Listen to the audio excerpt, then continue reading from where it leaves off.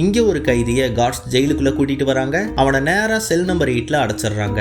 Already அங்க ஒரு கைதி அந்த செல்ல உட்காந்து புக் படிச்சுட்டு இருக்கான். இவன் அந்த கைதி திரும்பி பாக்குறான். ஆனா எதுவுமே பேசாம திரும்பி அகைன் புக் படிக்க ஆரம்பிச்சிடறான். அந்த ஆள் கிட்ட உன்னோட பேர் என்னன்னு கேட்டா கூட அந்த ஆள் எதுவுமே சொல்ல மாட்டான். சரின்னு இவனும் அப்படியே அந்த செல்ல சுத்தியும் முத்தியும் பார்த்துட்டு பக்கத்துல ஒரு வித்தியாசமான ரெட் பாக்ஸ் இருக்கிறத பார்த்து அதை துறக்க ட்ரை பண்றான். இதை நோட்டீஸ் பண்ண அந்த ஆள் அந்த பாக்ஸை துறக்காத, அப்புறம் நீ வருத்தப்படுவேன்னு வார்ன் பண்றான். ஆனா இதை அவன் பெருசா கேர் பண்ணிக்காம அந்த பாக்ஸை ஓபன் அப்போ அந்த பாக்ஸ்க்குள்ள இந்த செல்ல இருக்கிற மாதிரியே ஒரு மினியேச்சர் வெர்ஷன் இருக்கிறத பார்த்து ஷாக் ஆகுறான். இத நீயா செஞ்ச, செமையா இருக்குன்னு சொல்றான். ஆனா அதுக்கும் அவங்க கிட்ட இருந்த எந்த ஒரு ரெஸ்பான்ஸும் இல்ல.